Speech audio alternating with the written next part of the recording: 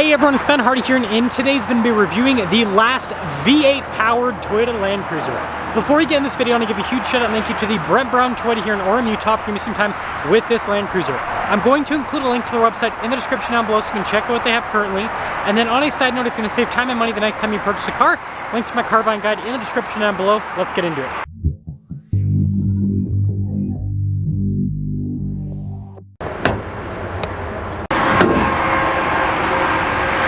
Under the hood, we have a naturally aspirated 5.7 liter V8 that goes through an 8-speed automatic transmission. Power outputs are 381 horsepower and then 401 pound-feet of torque. Now, before I move forward with this review, I do want to mention if you want to see more videos just like this, then I recommend you subscribe because I post content every single day. So starting with the hood, you guys can see how it's raised there on either side, and it is absolutely massive. And then coming down below, we've got the Land Cruiser signature headlights, fog lights down below that, lots of chrome on the grille, and then I like this satin finish. And then you guys can see we've got parking sensors at the bottom. We do also have tow hooks with the Land Cruiser, but putting it all together, let me know what you guys think about the front end design.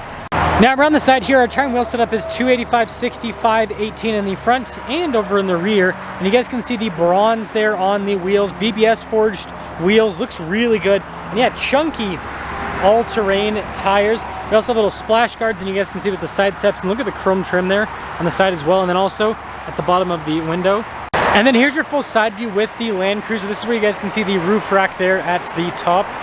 And then taking a look at the key fob, we have our lock and unlock function opening for the hatch and the Land Cruiser logo on the back. Now the Land Cruiser has a cool tailgate hatch, so we pull this latch down and then that will lower that down. So yes, takes tailgating to a whole new level. And then we also have the seats which you can fold up on the side, but you can see that they are out for the third row. If you have them folded up to the side, you got quite a bit more storage here in the back. You can see a little lever there for that as well. And then notice the outlet there on the side. But yeah, pretty cool setup here. When you're all done, just press this button.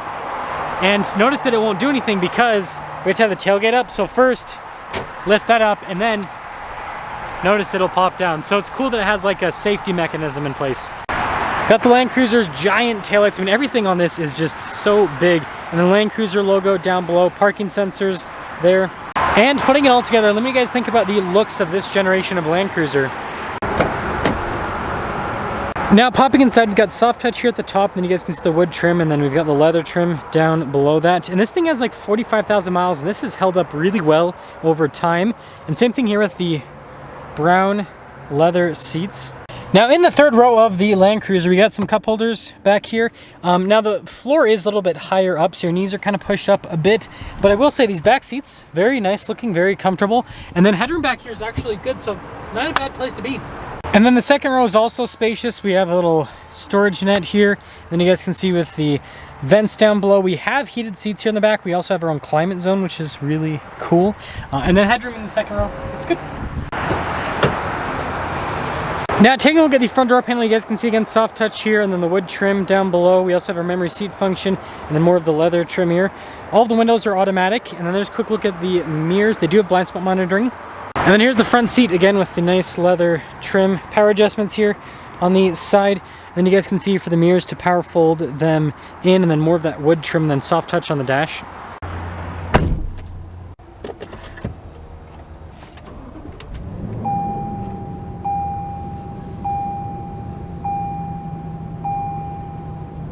Now taking a look at the steering wheel, soft touch all around. We do have practical stuff like your cruise control, you've got your lane departure, you've got your voice command volume controls as well, and then regular stocks there on the back, and also wood trim here at the top.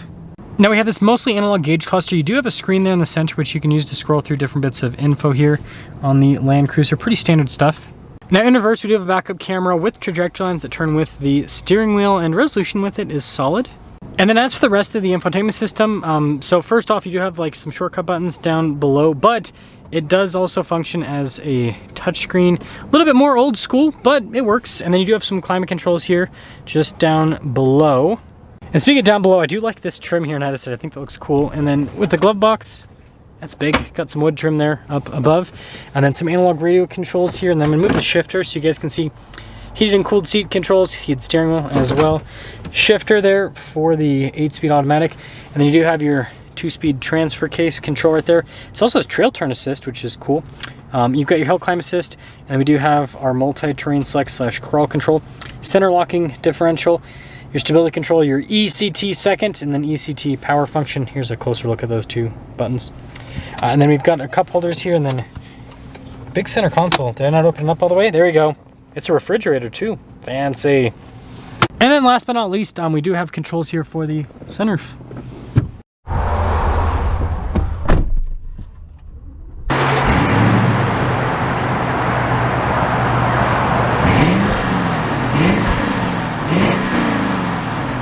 Let's talk about visibility before we set off. Here's visibility over the hood, both the mirrors.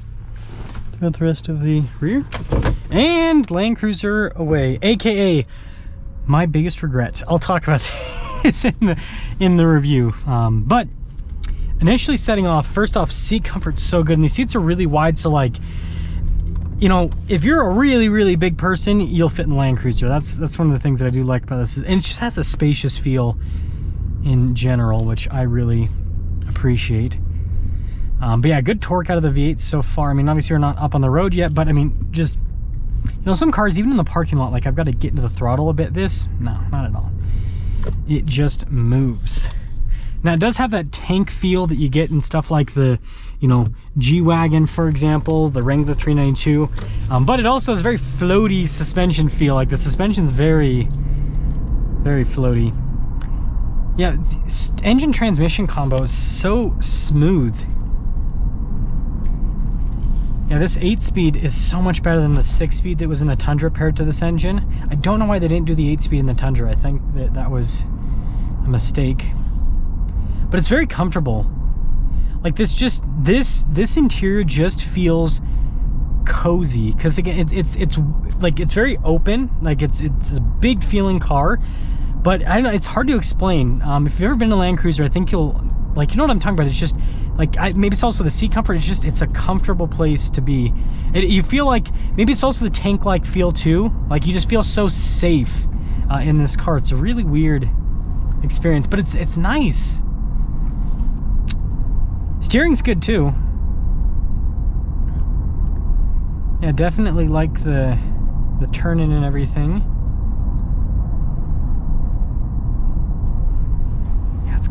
It's got a good feel to it. It's so comfortable. Like, man, it's such a good daily driver, such a good road trip vehicle.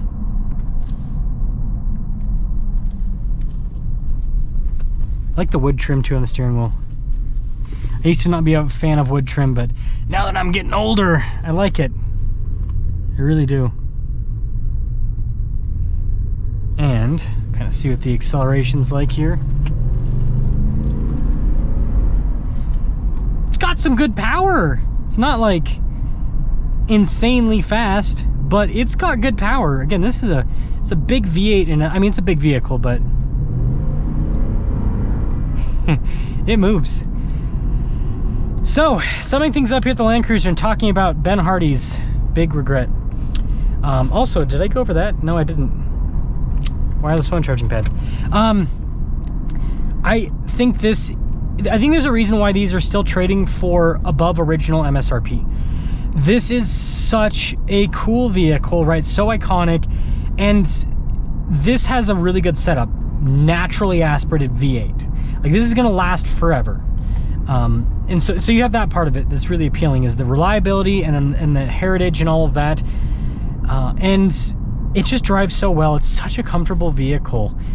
And this driving experience, there's not a lot of vehicles that offer a driving experience quite like this. In the interior, like, it's like really tight finish. It feels like it's held up really well over the, what, 45,000 miles that this has been through so far. So in terms of my regret, I had the opportunity to buy a Heritage Land Cruiser when, you know, like the last of things, and instead I chose to go the Ram TRX route, which, you know, I absolutely loved the TRX, owning it and all that kind of, like, that was such a fun experience for me.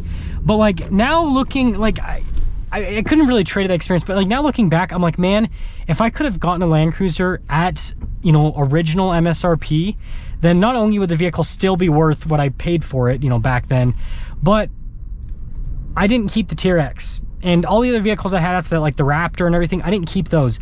I would have kept one of these because it's just such a good vehicle. And I'm sad that Toyota doesn't offer something like this now, because they've switched to twin turbo V6s. And don't get me wrong, I like the new twin turbo engine. It's got great power, no complaints, but like the new Land Cruiser is going to have a 4-cylinder turbo. I mean, it's, you know, it's got good power, but it's just, yeah, it's not a naturally aspirated V8 off-roading SUV. So yeah, I think that there's a reason why these are still going for over original MSRP. So let me know your thoughts on this version of the Land Cruiser, but I think that this is such an iconic vehicle. I'm sad that I didn't buy one, because if I did buy one, that's the vehicle I would have kept. Like, this is the vehicle that you buy and you just never sell it. So let me know your thoughts on the Land Cruiser.